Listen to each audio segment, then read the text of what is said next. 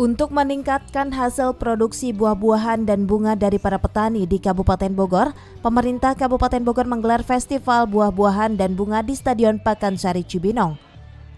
Festival bertajuk Pesona Bunga dan Buah Nusantara ini digelar sebagai ajang untuk mempromosikan bunga-bunga khas tanah air yang ditanam dan dikembangkan oleh para petani di Kabupaten Bogor. Agar nantinya bunga-bunga beraneka jenis ini bisa menjadi nilai jual bagi para petani yang menanam dan mengembangkannya. Selain bunga, festival ini pun memamerkan sejumlah buah-buahan khas tanah air yang berhasil ditanam dan dikembangkan oleh para petani di Kabupaten Bogor. Festival yang dipenuhi oleh bunga berwarna-warni ini ternyata dimanfaatkan oleh sebagai pengunjungnya sebagai spot untuk berselfie ria dengan latar belakang bunga-bunga yang segar.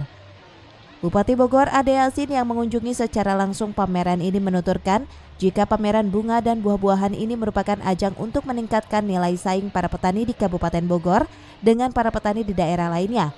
Ini dapat meningkatkan perekonomian para petani karena dengan begini masyarakat lebih mengenal, bahkan tadi kita lihat ada buah lokal yang bisa yang lebih unggul gitu ya, ternyata bisa dari ukuran kecil bisa menjadi besar.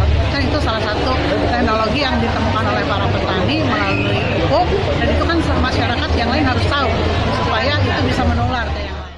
Hasil produksi bunga dan buah-buahan para petani di Kabupaten Bogor ini merupakan salah satu penyumbang devisa bagi negara. Mengingat hasil produksi bunga dan buah-buahan asal Kabupaten Bogor telah banyak menembus ke pasar dunia. Dari Kabupaten Bogor, Ahmad Rohani melaporkan.